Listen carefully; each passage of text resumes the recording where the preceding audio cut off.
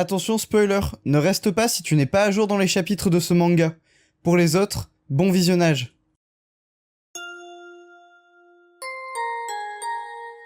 Bonjour à tous, c'est Saliste et on se retrouve aujourd'hui pour la review du chapitre 385 de My Hero Academia. Avant toute chose, j'enregistre cette review dans des conditions assez particulières, je ne suis pas du tout dans mon studio habituel et je dois enregistrer depuis Paris, donc la qualité de l'audio peut être un peu différente de d'habitude. Également, je vous invite à dire merci à Gax dans les commentaires qui va s'occuper du montage de cette vidéo ainsi que de la miniature. Comme d'habitude, si vous aimez mon contenu, je vous invite à vous abonner à la chaîne, c'est totalement gratuit, c'est le petit bouton rouge en dessous de cette vidéo. Vous pouvez également activer la cloche pour ne rater aucune future vidéo, et si vous aimez mon contenu, n'hésitez pas à laisser un pouce bleu et un commentaire. Rappelez-vous, il y a 2 semaines, nos héros avaient réussi à ramener Maquia de leur côté, ce qui leur ramenait une beaucoup plus grosse force de frappe. Nous avions également vu que certains journalistes avaient pris des hélicoptères pour relayer l'événement en plus du stream qui est disponible sur la chaîne Twitch de Gentle et également sur d'autres réseaux de ce que nous avions vu.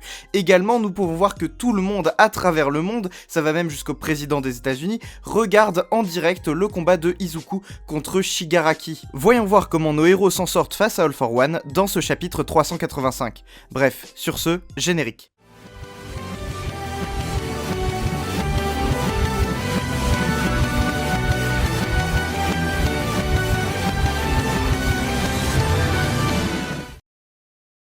Ce chapitre 385 s'ouvre sur un super schéma qui nous explique la situation du champ de bataille où se situe All for One. Et c'est super intéressant puisque ça permet de faire le point sur la situation actuelle de nos héros. On peut voir que All for One essaye d'atteindre Shigaraki en partant vers le nord, mais que Mount Lady et Gigantomachia sont directement face à la direction où il veut aller pour le bloquer. Et on peut voir en soutien derrière Tokoyami, Hawks, quelques autres héros ainsi que quelques étudiants de Shiketsu attaquer All for One simultanément. On voit également que d'autres étudiants et d'autres héros contiennent les clones de Toga qui sont sur le même champ de bataille. La page suivante nous montre Mount Lady en train de se battre donc contre All for One et de l'attaquer avec la clé à molette qu'elle avait eue dans le chapitre précédent. On peut voir qu'elle a déjà complètement pété son arme et qu'il lui faut des nouvelles munitions, des nouvelles armes pour se battre contre All for One.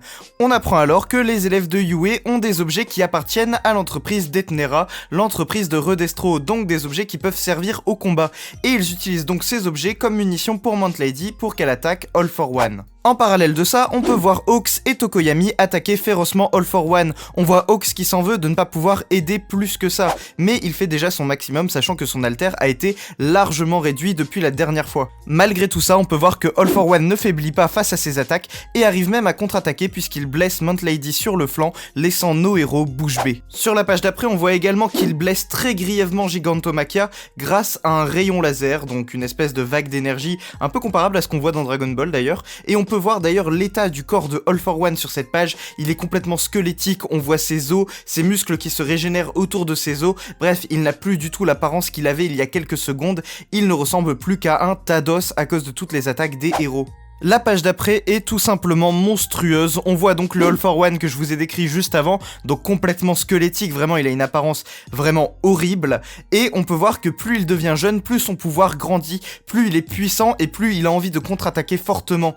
On voit d'ailleurs qu'il se détruit le bras en attaquant, ce qui est un truc de fou puisque il s'en fout complètement, il peut totalement se régénérer le corps. Cette attaque directement dirigée vers Tokoyami ne manque pas de toucher sa cible et détruit complètement Dark Shadow qui visiblement a l'air grièvement blessé, mais c'est sans compter sur Hawks qu'on voit sur la page d'après se jeter au milieu de tout ce combat et vraiment essayer d'encaisser l'attaque à la place de Tokoyami, et on peut voir que Hawks a vraiment pris cher sur ce coup.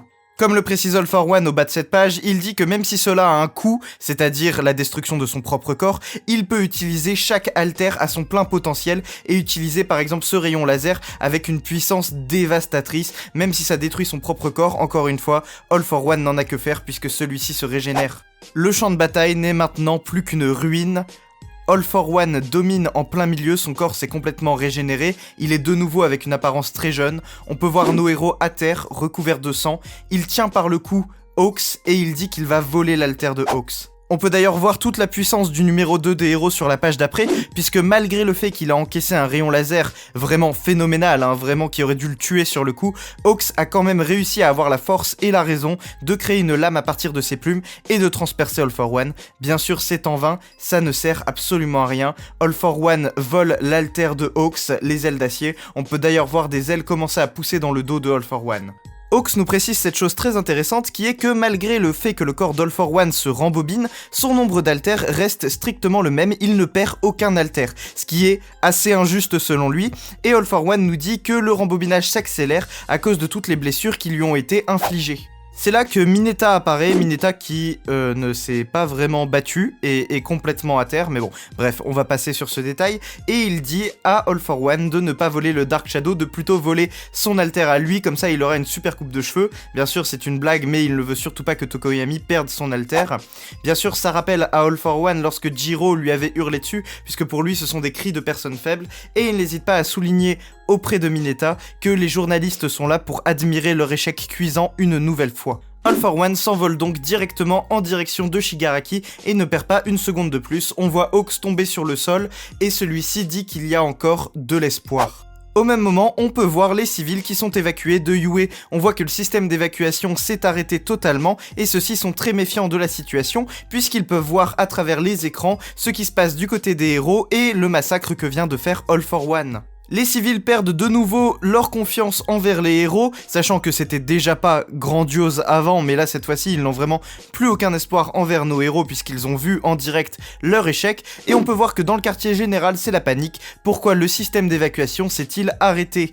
On voit la Brava dire à nos policiers que le système d'évacuation est de nouveau en marche pour quelques blocs, mais que certains ont été arrêtés de l'intérieur, et c'est là qu'on se souvient des fameux traîtres qui sont dans les rangs d'All for One et qui sont camouflés parmi les civils évacués. On voit d'ailleurs sur la page suivante un de ces fameux traîtres qui aurait saboté le système d'évacuation. On voit qu'il a un alter qui est lié à l'électricité, mais heureusement pour les civils, certains héros étaient parmi eux pour les protéger, mais c'est alors que le plafond s'effondre. C'est là qu'on voit Death Arms, un des anciens héros qui, je le rappelle, était parti à la retraite anticipée uniquement parce qu'il ne pouvait pas supporter l'échec des héros de la dernière fois et tous les morts qui étaient donc de leur responsabilité, qui était parmi les civils et qui arrive à rattraper le plafond et à sauver les autres civils qui ne pouvaient rien faire, malgré l'intervention de Tetsu qui, pour le coup, n'aura servi à rien. Il dit alors en bas de page, en pleurant, que son corps a bougé sans qu'il ait eu le temps de réfléchir, ce qui le fait forcément penser à Izuku.